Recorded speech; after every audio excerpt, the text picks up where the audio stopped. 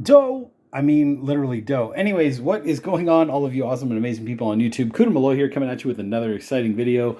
What I'm basically showing everybody is what the dough should look like after everything has been incorporated. So the water has been incorporated with the flour and the starter and all the other good stuff. As you can see, the dough's just barely starting to pull away from the side of the bowl. And that's about the stage where everything's been incorporated. At this point, this is where I would shut the machine off and then basically let it rest for about a half an hour. And the reason for that is if you let the dough rest for half an hour, it allows the gluten strands to form, right? You get those longer chain gluten strands. And then basically after that half an hour rest period, then I can go ahead and hit this again with the dough hook, right? And let it mix again, let it knead again for about, I'd say about 5 to 10 minutes to mimic the hand kneading that you would have to do on your countertop or wooden table or whatever the case may be. So let me go ahead and turn this on so everybody can see what that looks like when everything's been incorporated. Let me crank this up. This is a KitchenAid 6-quart bowl lift mixer, right? I think that's how you call it. It's kind of funny because the old ones used to say professional right here for the 6-quart. I guess they don't do that anymore. But anyways, right now I'm completely off. I'm going to turn this on to level 1, which is the stir cycle. Right, so this is the stage where I would shut this off actually, because I don't want to tear anything in here.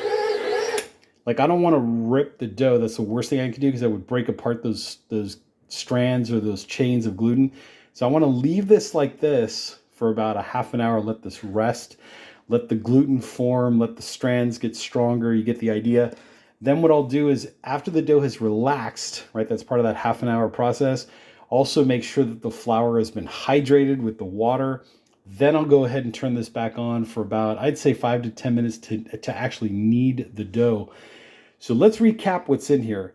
Now's a good time to hit that like button down there below, by the way. Okay, so let's recap what's in here. I'm doing a 60% hydration on my dough.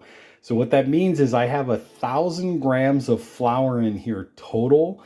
And then I have 600 grams of water in here total, right? So 60% hydration. What I'm going to do is after that half an hour rest period where the flour is getting hydrated by the water, the gluten's starting to build, then what I'll do is then I'll add my salt. So I've got 20 grams of salt. That's a 2% salt based on the 1,000 grams of flour, right? So 1,000 grams of flour, 2% of that would be 20 grams. 20 grams of salt is what's going to go in here. I may or may not put some olive oil in here. Sometimes I just put like a skosh, we're talking like 5-10 grams, like whatever a little quick pour, like a teaspoon of olive oil would be. That just helps to make the dough a little more, gives it a little bit of sheen. It gives it a method for the flavor to transfer, right? Oil is always like a flavor transporter, so that's why I put the olive oil in there. But basically, the last thing is that between the salt and that little bit of olive oil in here, that's what also helps to keep the dough from sticking too much. So it becomes a little more, let's say, easier to work with, if that's the right term. So in terms of the starter, the sourdough starter, I'm going to make probably baguettes out of this. I'll probably make 4 baguettes, divide the dough into quarters, and then basically each quarter I will turn into a baguette. Sometimes I'll make 2 loaves out of this or 3 loaves out of this, sourdough loaves out of this.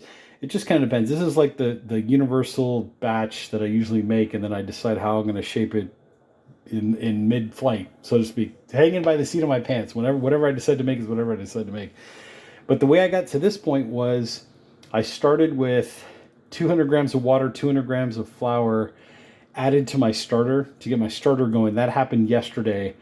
So then this morning my starter was nice and bubbly, so I put in 400 grams of that mixture into this bowl, right? 200 grams of water, 200 grams of flour. So then what I added was I added an additional 400 grams of water.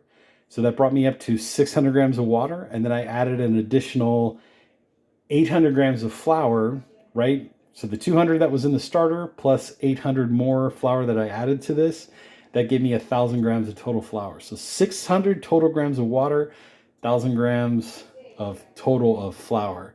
And then mixed it all up until I got to this point, right, where the dough formed into a nice ball around the hook and pulled away from the sides. Like as you can see, there's no dough clean to the sides. I mean, there's a little bit of schmutz over here, but that's nothing. That's nothing to worry about. And then I'm going to let this rest for a half an hour, and then I'm going to go ahead and put this back on level stir, maybe level 2. I try not to go too fast with this. Actually, even KitchenAid recommends not going past level 2 when you use the dough hook, because it's really taxing on the machine. Makes the machine heat up a lot, but plus you don't want to tear your dough, because if you tear your dough, you're going to break all those gluten strands that have formed that you've worked so hard to make stronger, right? So level stir is usually where I stay. Anyways, there are some links down below if you want to go and check those out. Give me a big thumbs up if you like what you're seeing. If anything was confusing and you want me to re-explain it, go ahead and comment down below. Hey, you never know when your comment could turn into a video of its own. So definitely go ahead and comment down below if you have any comments or questions. Like button, subscribe button is down there. Links to some pretty cool products. There's a link to this bowl lift mixer from KitchenAid, the 6-quart version. I'll try to put some other links down there below. Anyways, you get the idea. I'm Cooter Malloy, and I will catch you all on the next exciting video.